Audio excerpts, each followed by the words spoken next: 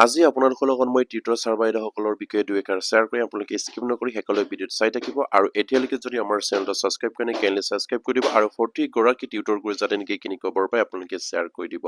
নিশ্চয় আপোনালোকে জ্ঞাত যে টিউটৰ ছাৰ বাইদেউসকলৰ এশ এবুৰি সমস্যাৰে জৰ্জৰিত হৈ আছে। তেখেতসকলে খুব আশা কৰিছিলে যে টিউটৰ ছাৰ বাইদেউসকলে 2025 চনৰ ভিতৰত অন্ততঃ মাননীয় মুখ্যমন্ত্ৰী ডক্টৰ হিমন্ত বিশ্ব শৰ্মাৰ নেতৃত্বত সেইসকল টিউটৰৰ সমস্যাখিনি তেখেতসকলে সমাধান কৰি যাব। তেখেতসকলৰ যিখিনি সমস্যা সেই সমস্যাখিনি শেষৰটো কাৰ্যকালত হয়তো মাননীয় মুখ্যমন্ত্ৰী এটা গুৰুত্বপূৰ্ণ সিদ্ধান্ত লৈ তেখেতসকলক টিউটৰ পৰা টিচাৰ আপগ্ৰেড কৰাব বুলি তেখেতসকলে আশাৰে বাট চাই আছিলে। আৰু সেইমতে আমাৰ শিক্ষামন্ত্ৰীগৰাকীয়ে তেখেতসকলক বিভিন্ন সময়ত বিভিন্ন দৰে প্ৰতিশ্ৰুতি প্ৰদান কৰি প্ৰলোভন দিলে বুলি তেখেতসকলে এতিয়া ক'বলৈ বাধ্য হৈছে। কাৰণ শিক্ষামন্ত্ৰীগৰাকীয়ে যি ধৰণে প্ৰলোভন দিলে সেইমতে সেই টিউটৰ ছাৰ বাইদেউসকলৰ কাম হৈ নুঠিল বা তেখেতসকলৰ কোনো সমস্যা সমাধান নহল। আৰু হয়তো আমাৰ টিউটৰ ছাৰ বাইদেউসকলৰ হয়তো ক'বাত নহয় ক'বাত কিবা এটা ভুল ভ্ৰান্তি থাকিলে নেকি তেখেতসকলৰ দাবী উত্থাপন কৰা বিলাসত সেই টিউটৰ ছাৰ বাইদেউসকলে এটা উপলব্ধি কৰিছে বা টিউটৰ ছাৰ বাইদেউসকলৰ কেন্দ্ৰীয় কমিটি হয়তো তেখেতসকলে ভাবিবলৈ হয়তো বাধ্য হৈছে। কাৰণ তেখেতসকলে সেই 5 বছৰত যি ধৰণে তেখেতসকলে দাবী এই কৰি আন্দোলন তেখেতসকলে কৰিছিলে বা তেখেতসকলে বিভিন্ন সময়ত বিভিন্ন ধৰণৰ পদক্ষেপ লৈ টিউটৰ ছাৰ বাইদেউসকলে ৰাজপথলৈ ওলাই আহিছিলে, কিন্তু সেই সকলোবিলাকৰ যিখিনি বিননি সেই সকলোবিলাকৰ যিখিনি তেখেতসকলৰ অনুৰোধ সেইসমূহ হয়তো অসম চৰকাৰৰ মাননীয় মুখ্যমন্ত্ৰী হওক বা শিক্ষামন্ত্ৰীয়ে হওক তেখেতসকলে শুনিবলৈ হয়তো তেখেতসকলৰ কোনো আগ্ৰহ প্ৰকাশ নকৰিলে। হয়তো শিক্ষামন্ত্ৰীগৰাকীয়ে বাৰম্বাৰকৈ আলোচনাত মিলিত হল, কিন্তু তেখেতসকলে প্ৰতিশ্ৰুতি প্ৰদান কৰিলে কিন্তু কাম কোনো নহল। আৰু সেইবাবে টিউটৰ ছাৰ বাইদেউসকলে বাধ্য হৈছে যে ভাবিবলৈ তেখেতসকলৰ দাবী উত্থাপন কৰাত ক'বাত নহয় ক'বাত তেখেতসকলৰ আখুৱা আছিলে নেকি। যিহেতু 2017-18 চনৰ প্ৰাদেশিকৰণৰ আইন মতে বিভিন্ন ধৰণৰ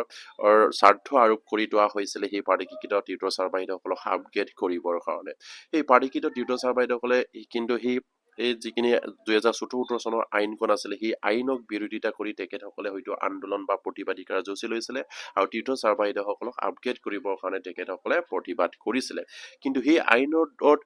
দোহাই দি অসম চৰকাৰৰ মাননীয় শিক্ষামন্ত্ৰী সেই সময়খিনি পাৰ কৰি দিলে বা মুখ্যমন্ত্ৰীয়ে কোনো এটা পদক্ষেপ গ্ৰহণ নকৰিলে বা এই আইনখন সংশোধনী কৰিবলৈকো তেখেতসকলে কোনো চিন্তা চৰ্চা নকৰিলে যে ইমানখিনি টিউটৰ ছাৰ বাইদেউসকলে প্ৰতিবাদ কৰাৰ পাছতো। আৰু সেইবাবে এতিয়া আমাৰ সাধাৰণ টিউটৰ ছাৰ বাইদেউসকলে ভাবিবলৈ বাধ্য হৈছে কেন্দ্ৰীয় কমিটিৰ ক'বাত নহয় ক'বাত তেখেতসকলে কিবা নহয় কিবা এটা ভুল কৰি তেখেতসকলে দাবীবিলাক উত্থাপন কৰি আহিছিলে নেকি। বিশেষকৈ তেখেতসকলে ভাবিবলৈ বাধ্য হৈছে যিহেতু LPMEৰ ক্ষেত্ৰত যি ধৰণে স্বাৰ্থ আৰোপ কৰিছিলে তেখেতসকলৰ যিসকল টিউটৰ আছে তেখেতসকলক শিক্ষকসকলে আপগ্ৰেড কৰিবৰ কাৰণে DLED লাগিব আৰু লগতে টেট উত্তীৰ্ণ হ'ব লাগিব বা টেট পাছ কৰিব লাগিব। কিন্তু আমাৰ টিউটৰ ছাৰ বাইদেউসকলে সেইটো তেখেতসকলে দাবীটো আগত ৰাখি তেখেতসকলে প্ৰতিবাদী কাৰ্যসূচী লৈছিলে যে তেখেতসকলক টেট বাতিল কৰিব লাগিব আৰু DLED যিমানখিনি টিউটৰ ছাৰ বাইদেউসকল আছে সেই সকলক টিউটৰ পৰা টিচাৰ আপগ্ৰেড কৰিব লাগিব আৰু DLED নথকাখিনি DLED কৰাৰ সুবিধা প্ৰদান কৰিব লাগিব। হয়তো সেই তাতে হয়তো আমাৰ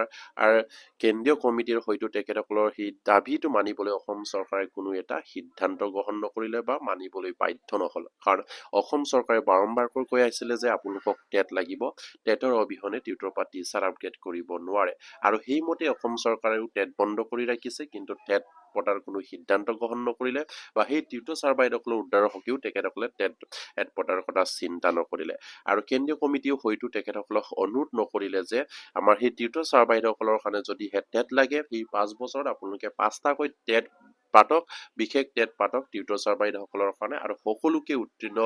হ'ব পৰা এটা কণ্ডিশ্যন ৰাখি তেখেতসকলক আপগ্ৰেড কৰাৰ এটা সুবিধা প্ৰদান কৰক বুলি হয়তো আমাৰ কেন্দ্ৰীয় নেতৃত্ববৃন্দই কিন্তু সেইখিনি আলোচনা নহল।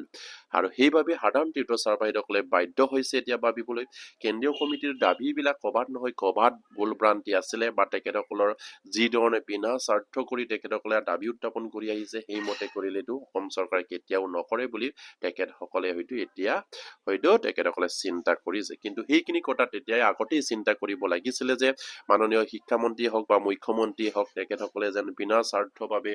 হৈ থকাৰ কাৰণে টিউটৰ ছাৰ বাইদেউসকলৰ কোনো এটা প্ৰচেছ আগ নাবাঢ়িলে, কোনো এটা দৰমহা বৃদ্ধিৰ কথা অসম চৰকাৰে চিন্তা নকৰিলে, কিন্তু এটা কেৱল 6% বৃদ্ধি কৰাৰ কথা উল্লেখ কৰিছে কিন্তু কেন্দ্ৰীয় কমিটিৰ সেই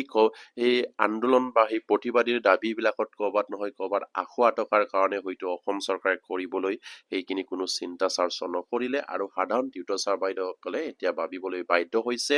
আমাৰ দাবীবিলাকত ক'ৰবাত নহয় ক'ৰবাত আঁসোৱা আছিলে যিহেতু অসম চৰকাৰৰ এখন আইন আছে সেই আইনখনত উল্লেখ কৰা মতে টেট বাধ্যতামূলক বুলি কৈছে আৰু সেই টেট দিয়াৰ তেখেতসকলে হয়তো ইচ্ছা প্ৰকাশ নকৰিলে বা অসম চৰকাৰেও সেই টিউটৰ ছাৰ বাইদেউসকলক উদ্ধাৰ কৰিবৰ কাৰণে টেট পতাৰ কোনো সুবিধা প্ৰদান নকৰিলে কিন্তু আমাৰ কেন্দ্ৰীয় কমিটিৰ এই তাতেই হয়তো আমাৰ সাধাৰণ টিউটৰ ছাৰ বাইদেউসকলে অনুমান কৰিছে তেখেতসকলে দাবী উত্থাপন কৰিব লাগিছিলে যে টিউটৰ ছাৰ বাইদেউসকলৰ কাৰণে বিশেষ টেট অসম চৰকাৰে পাঠক আৰু সেই 5 বছৰত অসম চৰকাৰে এবছৰত দুবাৰকৈ সেই বিশেষ টেট পাতি সকলো টিউটৰ ছাৰ বাইদেউসকলক উত্তীৰ্ণ হ'ব পৰা এটা কণ্ডিশ্যন ৰাখি তেখেতসকলক বিশেষ টেট পাতিবৰ কাৰণে তেখেতসকলে দাবী উত্থাপন কৰিব লাগিছিলে কিন্তু সেয়া অসম চৰকাৰৰ আগত আমাৰ টিউটৰ ছাৰ বাইদেউসকলে সেইখিনি স্বাৰ্থ বা সেইখিনি তেখেতসকলে দাবী উত্থাপন নকৰিলে আৰু সেইমতে অসম চৰকাৰেও সেইখিনি সুবিধা লৈ তেখেতসকলে বিশেষ টেট নাপাতিলে আৰু সেই টিউটৰ ছাৰ বাইদেউসকলৰ যিখিনি সময় অতি মূল্যৱান যিখিনি সময় অতিবাহিত হৈ গ'ল এই সময়খিনিত যাতে নেকি তেখেতসকলে ঘূৰাই নাপায় বুলি অন্ততঃ আমাৰ টিউটৰ ছাৰ বাইদেউসকলে এতিয়া ভাবিবলৈ বাধ্য হৈছে আৰু প্ৰতিজন টিউটৰ ছাৰ বাইদেউসকলে এতিয়া উপলব্ধি কৰিছে যে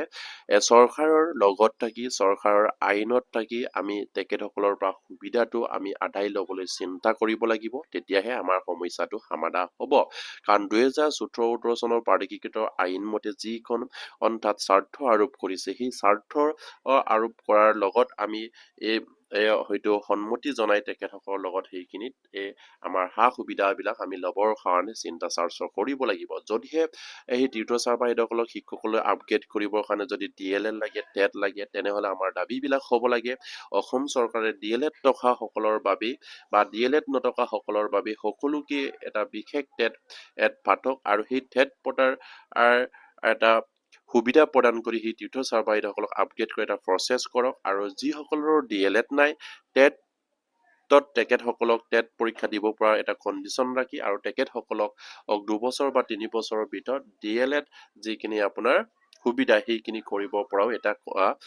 সুবিধা প্ৰদান কৰিব লাগে বুলি তেখেতসকলে দাবী উত্থাপন কৰিব লাগিছিলে আৰু সেই দাবী আমি যদি অসম চৰকাৰৰ লগত যদি মিলাই আইনৰ লগত যদি মিলাই কৰোঁ তেনেহ'লে নিশ্চয়কৈ অসম চৰকাৰে সেইখিনি কৰিব বা শিক্ষা বিভাগৰ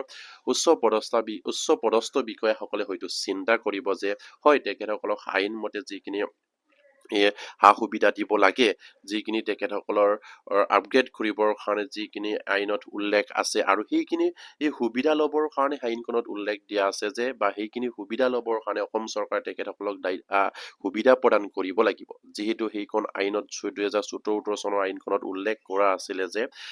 5 বছৰৰ ভিতৰত টিউটৰ ছাৰ বাইদেউসকলক যদি টেট লাগে তেনেহ'লে টেট লোৱাৰ এটা সুবিধা অসম চৰকাৰে কৰি দিব লাগিব আৰু DLL যদি নাই DLL লাগে তেনেহ'লে DLL কৰাৰ এইটো সুবিধা অসম চৰকাৰে কৰি দিব লাগিব সেইখিনি আইনত উল্লেখ আছিলে কিন্তু সেই আইনত উল্লেখ থকা মতে কিন্তু আমাৰ দাবীবিলাক নহল কাৰণে অসম চৰকাৰে আমাৰ কোনো দাবী মানি নললে আৰু সেইবাবে এতিয়া আমাৰ টিউটৰ ছাৰ বাইদেউসকলে ভাবিবলৈ বাধ্য হৈছে যে আমি সেই আইনখনৰ মতে আমি দাবীবিলাক উত্থাপন কৰি আমাৰ সমস্যাখিনি সমাধান কৰিব লাগিব আৰু সেই আইনখনত উল্লেখ কৰা মতে আমাৰ টিউটৰ ছাৰ বাইদেউসকলক শিক্ষকসকলে আপগ্ৰেড কৰিবৰ কাৰণে অসম চৰকাৰে বিশেষ টেট পাতিবই লাগিব তাতেই উল্লেখ আছে আৰু সেইকাৰণে টিউটৰ ছাৰ বাইদেউসকলে এতিয়া বিচাৰিছে যে বিশেষ টেট অসম চৰকাৰে পাতক আৰু টিউটৰ ছাৰ বাইদেউসকলক উদ্ধাৰ কৰক আৰু যিসকলৰ DLL নাই DLL কৰা এটা সুবিধা প্ৰদান কৰি তেখেতসকলকো বিশেষ টেটত বহাৰ এটা সুবিধা প্ৰদান কৰিব লাগিব আৰু সেয়া দাবী আমাৰ হ'ব লাগে আৰু নতুনকৈ যিবিলাক আমাৰ